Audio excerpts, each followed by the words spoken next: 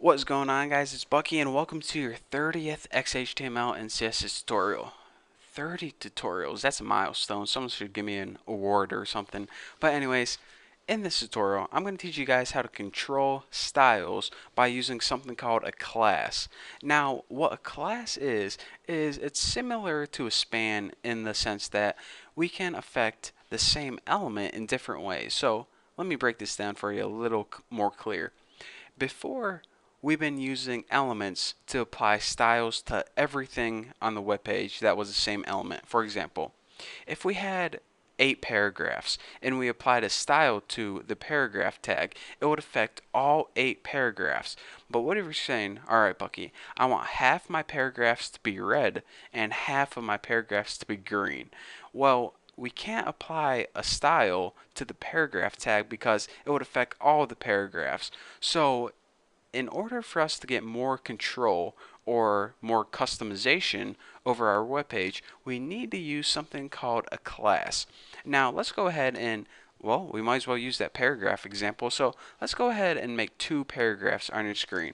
So the first one can be like, let's go ahead and type, I want this text to be red! Explanation point, because we really mean it.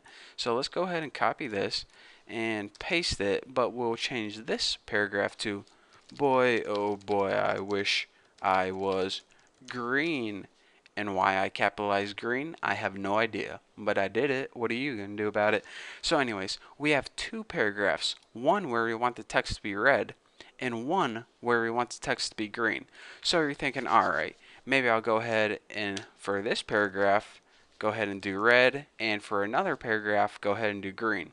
But that's not going to work because it's either going to make all your paragraphs red or all your paragraphs green. So what is the solution to this problem? Well, the answer, my friend, you guessed it, is classes. So in order to make a class, here's what you do. The first thing you do in order to tell CSS you're going to be working with a class is put the period or a dot, whatever the heck you want to call it. And now name your class anything you want except the cuss word because that's just rude.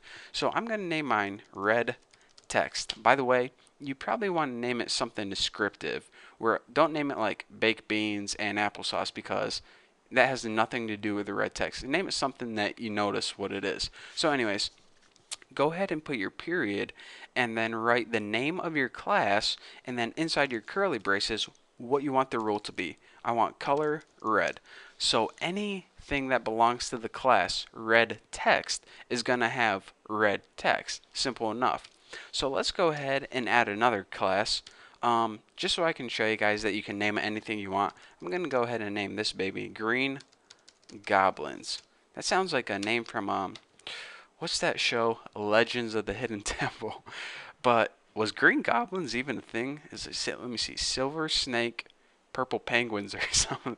And Green Goblins. Might as well. Anyways, like I was saying. So now we have a class red text and another class green goblins. And let's go ahead and make the rule for green goblins. Anytime anything belongs to the class green goblins, their text is going to be, of course, green. Hence the name Green Goblins.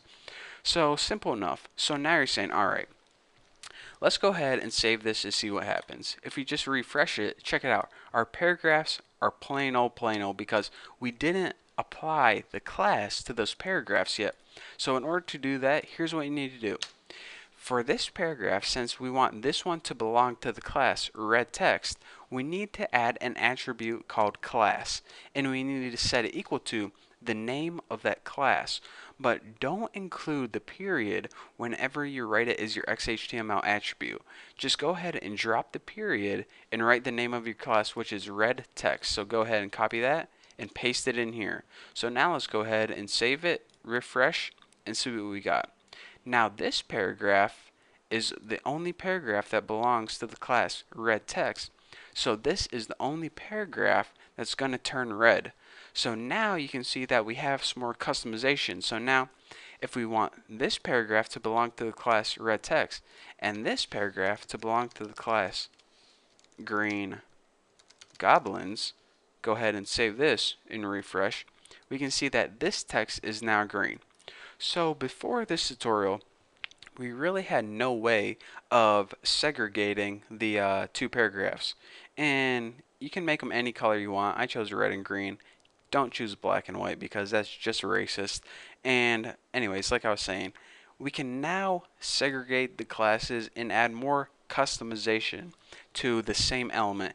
Whereas before, when we had one element, we had one rule where it affected all the elements on the page, all the paragraphs on page, all the headers on page, they got the same rule. Well, now we can split them up, and for this example, it wasn't really useful because, I mean, we could have just used span or anything. We could have even used div, but this is the most useful way.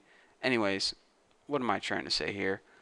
Later on, once we start developing websites that have like 100 of elements per page, this is going to be a huge help for you guys, and you guys will see later on just how helpful this is. So this is probably a tutorial that you want to put in your favorites because you do not want to forget about this one. So thank you guys for watching. That's all I have for you guys for this tutorial. So I guess I'll see you in tutorial number 31.